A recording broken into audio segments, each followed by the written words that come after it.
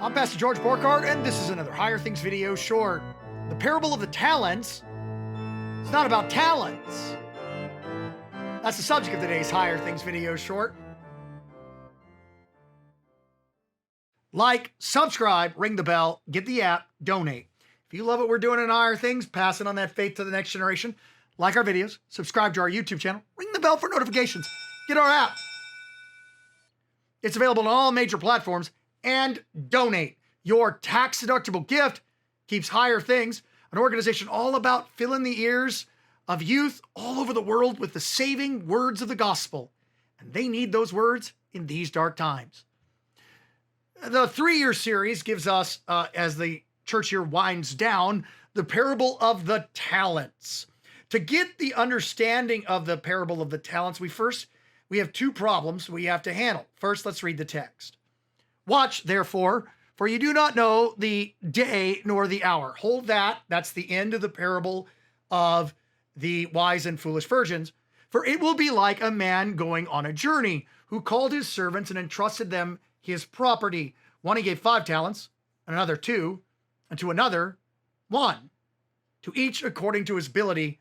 Then he went on his way. He who had received 5 talents went at once and traded with them and made 5 more. The one who had received 2 talents made 2 more. And the one who had 1 talent, but the one who had 1 talent went and dug in the ground and hid his master's money.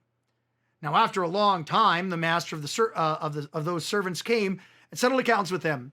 And he who had received the 5 talents came forward, bringing the 5 talents more, saying, Master, you delivered to me 5 talents. Here I have made you 5 more.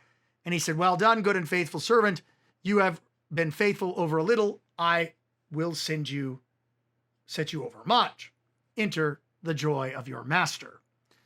And then the one with 2 talents came forward, saying, Master, you delivered 2 talents. Here I have made you 2 more.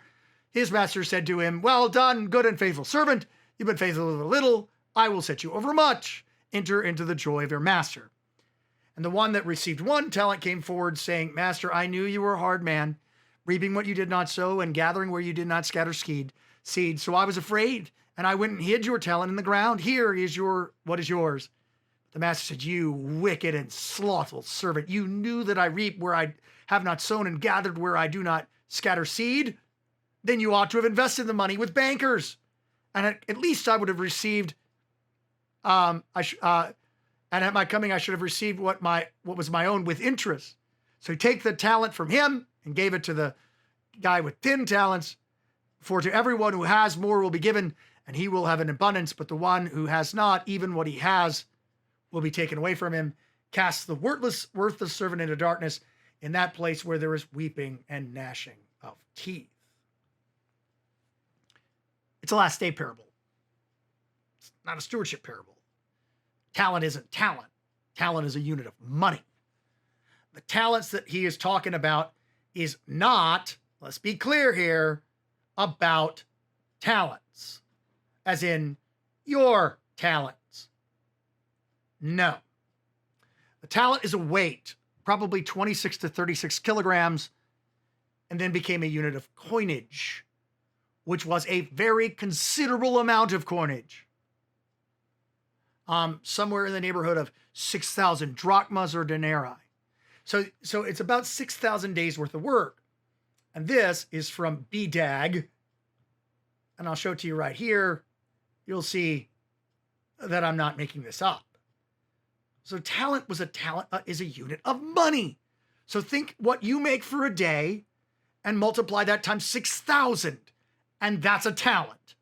Now, the parable, though, is about not knowing when the master comes home and what you do with the things which God gives you. And here, talent is not your talents. It's all that God gives you. Like the oil in the lamp, which we'll get to next week. I'm going to tell you next week not to define the oil. And I'm going to tell you this week not to define the talents. Are the talents his word? Are they his gospel? Or their comfort? Is it good works? Is it love and charity? Yes, it's all those things. But the key here is God gives them to you his gifts, and you live that life out and in the calling that he's given you. And more fruit is made from those gifts. And the key here is the gifts, not what's going on inside of you, your various talents.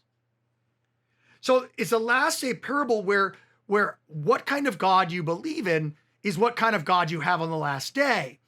The guy who believes that they're free, they own everything, they take the talents and carefree produce more talents, more gifts, more money for the God who gave them to them.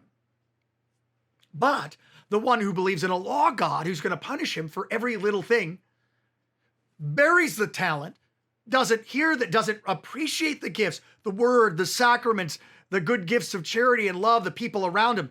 Notice the talents all are outside of you, not inside of you. That's where the parable goes wrong when it's interpreted as something inside of you, some talent inside of you, because it loses the fact that all of this is given to us by God who is outside of us. He gives us his gifts, and those gifts produce fruit. Bury the talent, bury the gifts, no fruit, and weeping and gnashing of teeth. Remember also, last day parable.